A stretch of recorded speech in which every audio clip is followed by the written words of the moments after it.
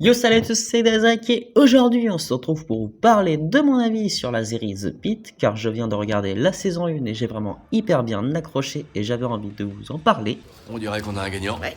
Les autres recevront notre merveilleux prix de consolation. Elle est sortie en ce début d'année 2025 par HBO Max, ce qui annonce déjà de la grande qualité. C'est encore une série dans un univers hospitalier, mais cette fois une saison se déroule sur une journée, plus précisément sur une période des urgences pendant 15 heures, ce qui équivaut à 15 épisodes. Le concept rappelle 24 heures chrono, mais sans le côté remplissage, et en enlevant aussi le côté cucu de la série Grey's Anatomy.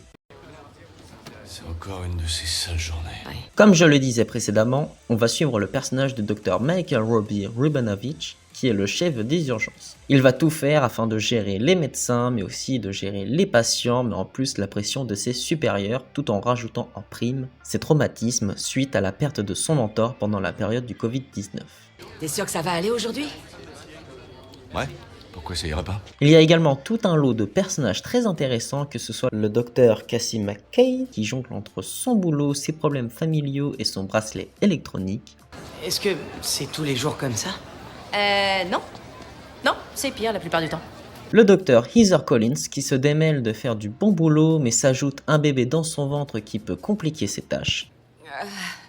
Ouais, génial. Et bien sûr d'autres médecins, des infirmières et même des internes, sauf une, Victoria Javadi, qui je trouve est le personnage le moins intéressant à suivre. Une externataire. Bien évidemment, il y a des cas qui marquent, que ce soit la femme avec le pied cassé, le père incestueux, la petite fille shootée ou même le grand brûlé. Il y a vraiment beaucoup de cas différents et la série ne s'arrête jamais. Si vous voulez que les gens soient contents, les faites pas attendre 12 heures sur un brancard. Ce qu'il faut savoir, c'est qu'aux urgences, l'action s'arrête non-stop. C'est là que tu te rends compte qu'ils ont une vie remplie à 200 à l'heure et que surtout, ils n'ont même pas le temps de se mettre en pause. Il y a des vies en jeu et chaque minute compte.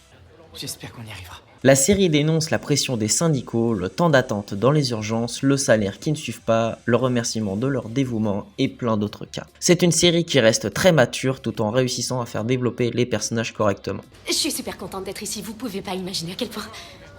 Vous voulez qu'on en reparle ce soir? J'étais plongé dedans et je ne pouvais pas m'arrêter. C'est rare quand je binge-watch une série, mais celle-ci avait toujours des cliffhangers qui te tiennent en haleine et qui te donnent envie de regarder la suite. Verrez, vous serez bientôt dans le même état que moi. Par exemple, celle qui me vient tout de suite en tête, c'est celle avec le personnage du Duc Tristcole. Et non, je ne vais pas spoiler, mais quel petit bâtard. Vous pourriez vous étouffer. Les acteurs étaient vraiment très convaincants et une petite mention spéciale à Noah Wyle qui est le personnage principal et qui, tu ressens, porte toute la responsabilité des urgences et tu vois parfaitement qu'il commence à être à bout. Y a Gloria qui te cherche.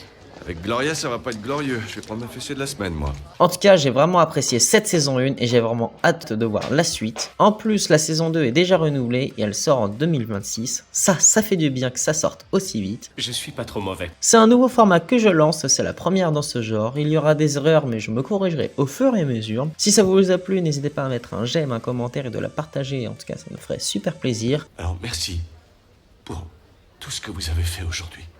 Si vous avez déjà regardé cette série, n'hésitez pas à noter quelle est votre opinion là-dessus. En tout cas, je vous laisse. À bientôt. Il va revenir. Comme nous tous, d'ailleurs.